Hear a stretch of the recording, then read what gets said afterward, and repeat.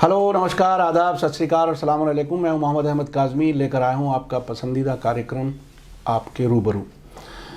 आप दुनिया भर से जो ख़बरें आ रही हैं कोरोना वायरस की, वो बहुत ही तकलीफ़देह हैं। बहुत बड़ी तादाद, चीन में बहुत से पेशेंट्स मर चुके हैं और पूरी दुनिया में ये वबा की तरह फैल रहा है, एपिडेमिक जिसे कह सकते हैं अंग्रेज़ी में। ये बहुत ही हर इंसान अपने आप को ख़तरे में महसूस कर रहा है। मैं आज इस पर बहुत ही ख़ास मेहमान से आपको मिलवा रहा हूँ। आप हैं डॉक्टर बिस्वरूप रॉय चौधरी। आप एक्सपर्ट हैं डायबिटीज़ के, जो लाइफस्टाइल के ज़रिए आप इलाज करते हैं, और न सिर्फ भारत में बल्कि विदेशों में, ख़ास तौर पर वियतनाम में, सिंगापुर में, बहुत से मुल्कों में आप काम करते हैं। आप इंडो वियतनाम मेडिकल बोर्ड के चेयरमैन भी हैं।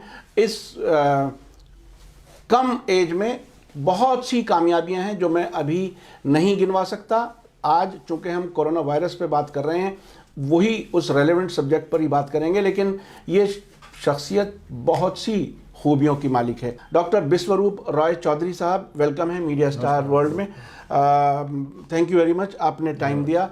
आप ये बताइए, ये जो दुनिया भर में कोरोना वायरस एक क्राइसिस की तरह से बना है, इमरजेंसी, बहुत से मुल्कों की फ़्लाइटें कैंसिल हैं, हर इंसान डरा हुआ है।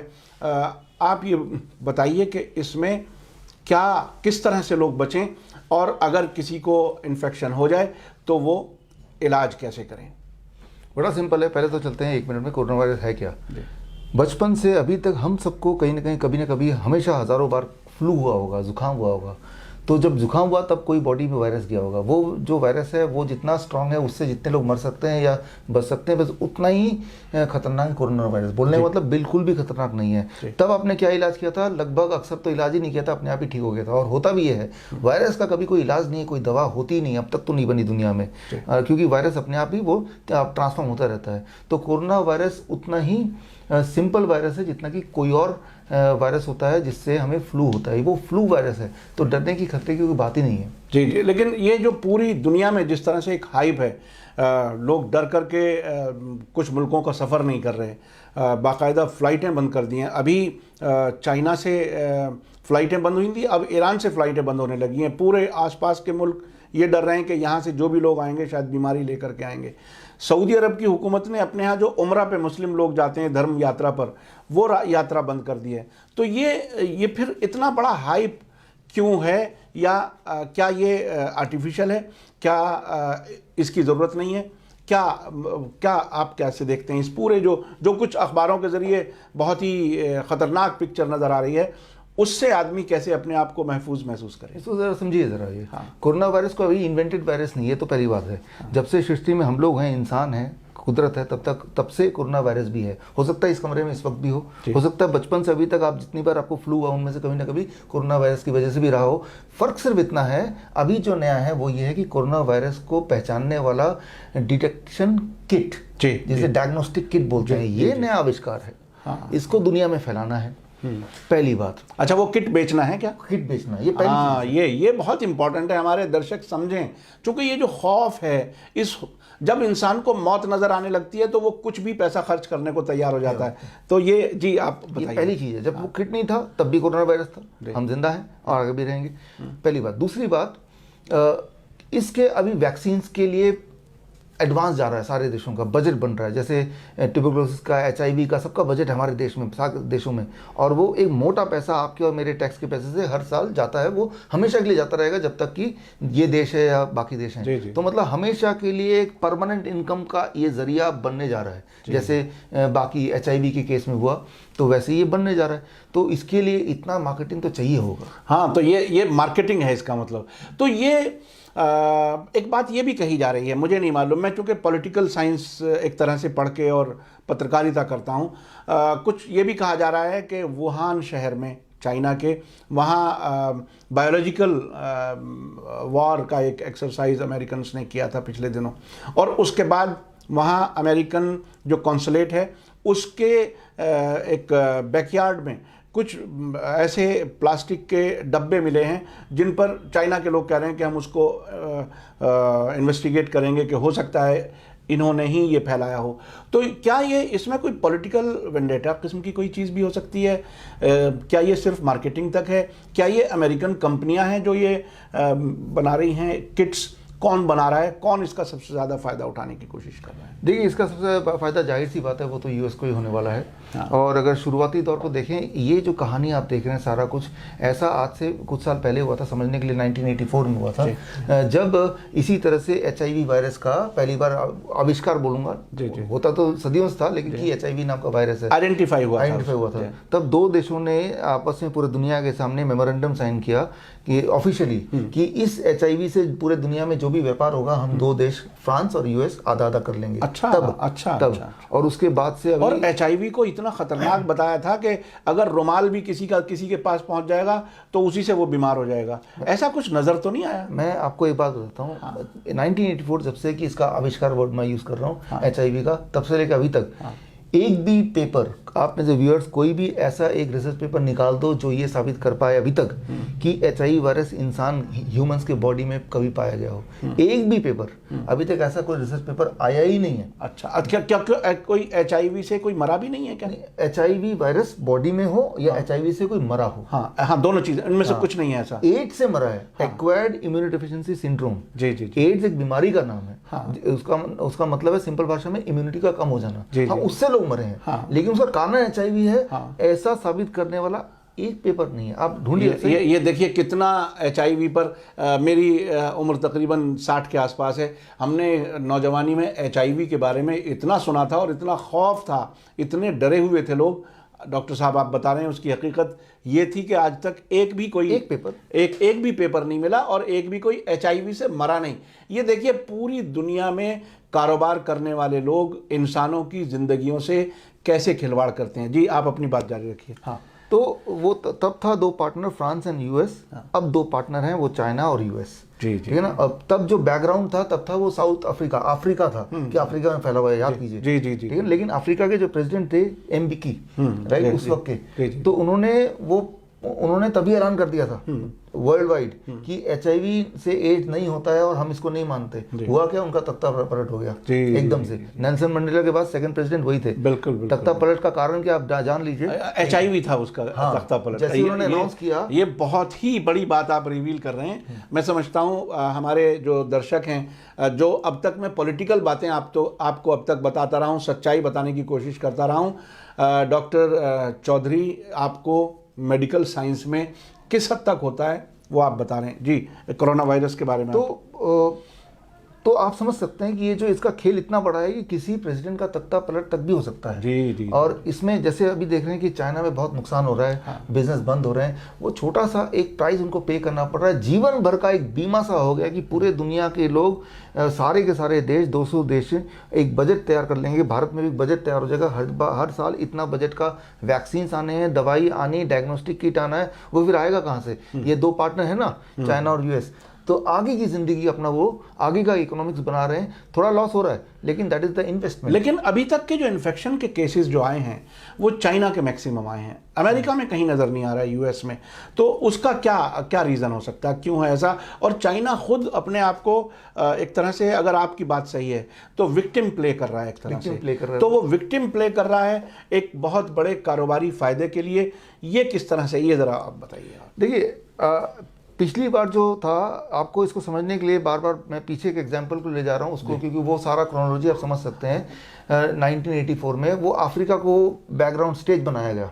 हीरो था HIV और वो स्टेज था अफ्रीका। डायरेक्टर दो थे, फ्रांस और यूएस उस बार। और अफ्रीका में होने की वजह से एक ऐसा कॉन्टिनेंट जहाँ के लोगों को बिजनेस आने से कोई फायदा नहीं हो रहा। तो हुआ क्या, वो एक्सपोज होते होते रह गया। MBK ने बोल दिया लेकिन उसका तख्ता पलट करके उसको वहीं दबा दिया गया। तो इस बार अब ग्राउंड वही वाला देश होना चाहिए जिस देश को फायदा हो रहा है। तो ग्राउंड उन्होंने अपना ही चुना कि China let it be ground, rather than कोई ऐसा देश चुनते जो कि एक इंडिपेंडेंट अपने यहाँ ही एक्सपेरिमेंट करके अपनी मार्केट एक तरह से। अब देखिए ना, मरे कितने लोग हैं किसी भी एक वायरस से। कोई भी सिंपल से सिंपल वायरस से दुनिया भर में, अब ट्यूबरकुलोसिस की बात करते हैं, बैक्टीरिया से हर साल 15 लाख लोग मरते हैं। जी। अब आप गिनती बताइए कितना है, 200, 400, 1000, 2000, 3000, 4000 कोरोना वायरस जो बोल रहे हैं। जबकि हर साल पूरे दुनिया में 15 लाख लोग नए लोग मरते हैं ट्यूबरकुलोसिस से। जी। भारत में हर साल 5 लाख लोग मरते हैं हर साल, ये आंकड़े गवर्नमेंट के आंकड़े हैं ट्यूबरकुलोसिस से, राइट, उसके बैक्टीरिया से। टीबी जिसे कहते हैं आमतौर तो पर। टीबी तो कोरोना वायरस से 1000 गुना ज्यादा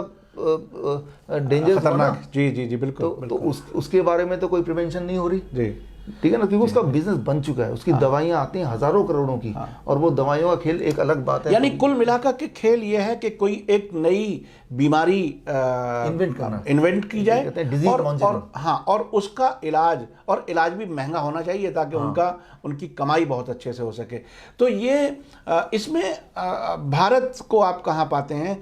क्या भारत, हालांकि यहाँ अभी ज़्यादा अभी केसेस आइडेंटिफाई नहीं हुए हैं, लेकिन भारत के लोगों को अगर कोई एहतियात करनी है वो क्या करें, और मेंटली वो किस चीज़ को सही समझें, कैसे, मतलब एक तरह से हम एजुकेट करने की बात कर रहे हैं। आम तौर पर भारत के लोगों को क्या करना चाहिए? हालांकि सभी दुनिया भर में हमारे देखने वाले हैं जो हिंदुस्तानी ज़बान जानते हैं।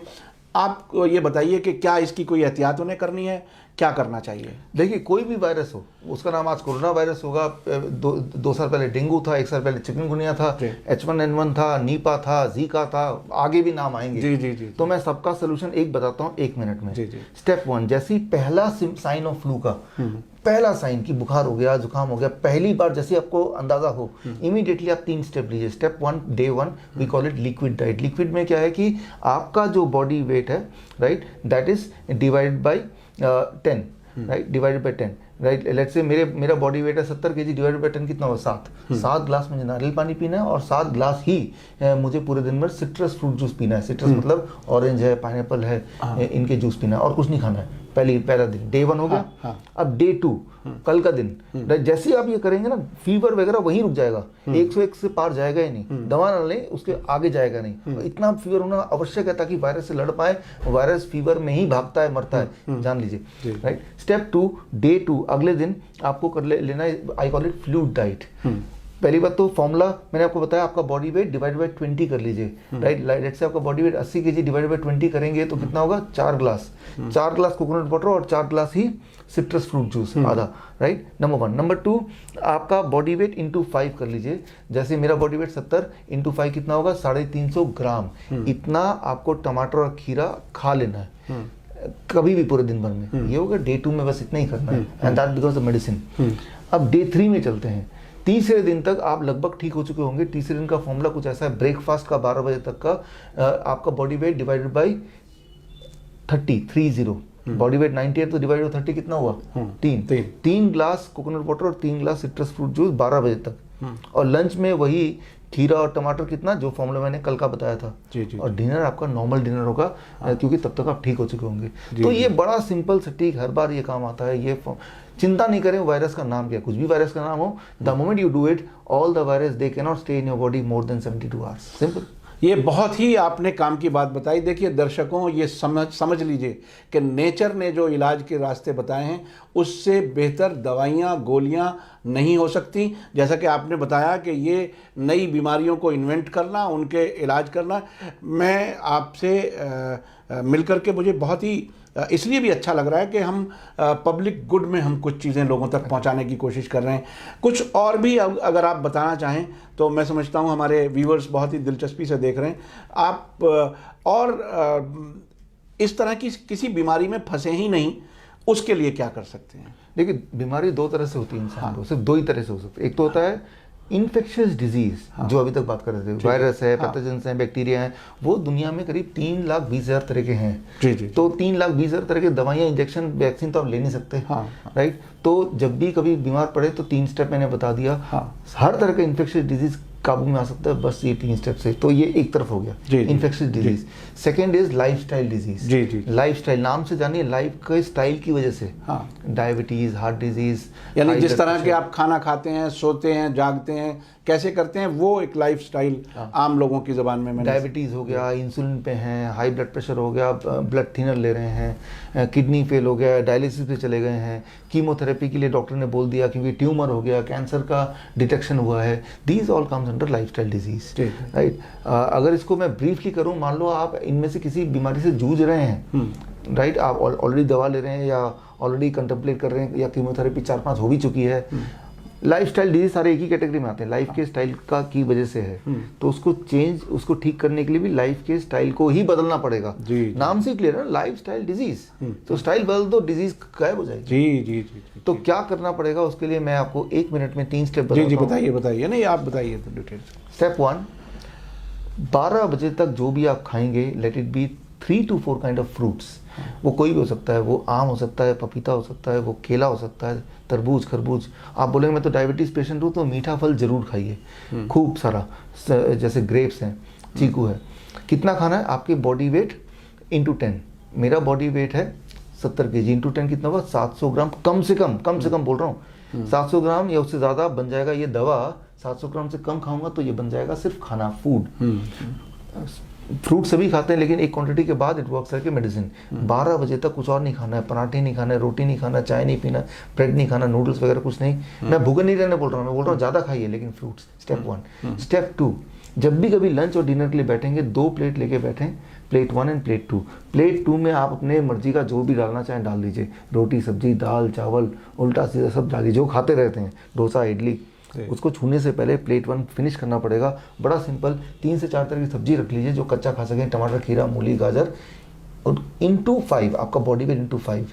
मेरा बॉडी वेट 70 kg इंटू 5, 350 ग्राम प्लेट 1 खाना है या इससे ज़्यादा खाना है, तब ये मेडिसिन है। अब खाइए जो भी खाना है। आप बोलेंगे इतना सारा खा लूँगा तो भूख ही नहीं रह जाएगी। पहले 2-3 दिन ऐसा ही होगा, उसके बाद जितना आप प्लेट 1 ज़्यादा खाएंगे उतनी मेटाबॉलिज्म रेट बढ़ेगी और उतना ही ज़्यादा भूख लगेगा, और प्लेट 2 जो कि स्टैंडर्ड कुक्ड फूड है वो और ज़्यादा खा पाएंगे। जी जी जी। तो ये दूसरा स्टेप। और फाइनल स्टेप, सिर्फ 2 चीज़ छोड़ दीजिए अपने जीवन से।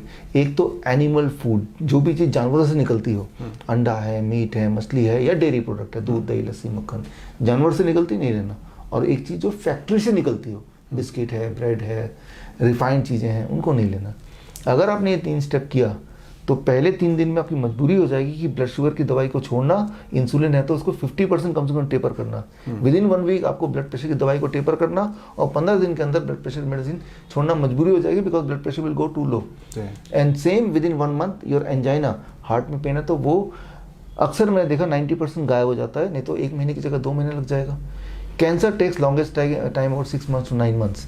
तो this is not just a prevention diet, this is a curative diet. Be with this diet for rest of your life. अगर कोई बीमारी है तो चली जाएगी और अगर नहीं है तो आएगी नहीं। बहुत बहुत शुक्रिया डॉक्टर विश्वरूप रॉय चौधरी साहब, आपने वक्त दिया हमारे व्यूवर्स को। मैं समझता हूँ बहुत ही एजुकेशनल है और हर आदमी सेहत के साथ लंबी ज़िंदगी जीना चाहता है। अगर ये कुछ बुनियादी चीज़ों पर आप अमल कर लें तो मैं समझता हूँ बहुत ही सभी लोग फ़ायदा उठाएंगे। और ख़ास तौर पर आज जो कोरोना वायरस का एक हाइप बना हुआ है, डर है, खौफ है, उससे भी आप बच करके जी सकते हैं और दूसरों को भी जीने का रास्ता दिखा सकते हैं। इसी के साथ मुझे दीजिए इजाज़त। धन्यवाद, शुक्रिया। जय भारत, जय हिंद। मीडिया स्टार वर्ल्ड के और वीडियो देखने के लिए हमारे चैनल को सब्सक्राइब करें और सीधे नोटिफिकेशन पाने के लिए बेल आइकन दबाएं। और अगर हमारी खबर सच्ची और अच्छी लगे तो अपने व्हाट्सएप, इंस्टाग्राम, फेसबुक और ट्विटर अकाउंट पर जरूर शेयर करें।